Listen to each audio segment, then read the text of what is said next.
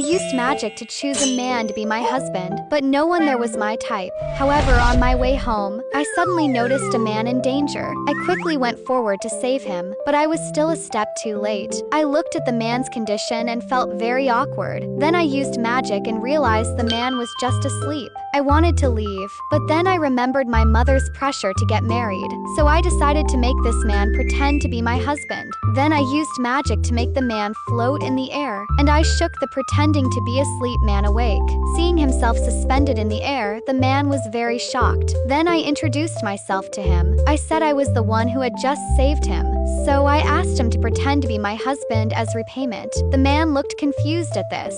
Seeing this, I told him I would pay him. When I saw I only had $5, I was very embarrassed, but I said I liked rich people and told him to pretend to be a wealthy man. However, before he could react, I pulled him to get a marriage certificate. Soon, I took him home to meet my parents. My parents were overjoyed to learn that I had finally gotten married. Then my mother used magic to look into the man's memories. Looking at this, my mother was completely stunned. Turned out that this temporary actor I had randomly grabbed was actually a billionaire in real life. My mother immediately hugged him warmly. He also generously took out a check for $2 million as a wedding gift. I was still thinking how great this man's acting was, but just then, my father's nemesis, dressed in designer clothes, showed up at our doorstep. He pointed at our shabby house and mocked us endlessly. He even mocked that my husband must also be a poor man. This made my father furious. To prove that he was now rich too, he raised his hand on the spot and burned our own house to ashes. But he forgot that the $2 million check was also burned to ashes.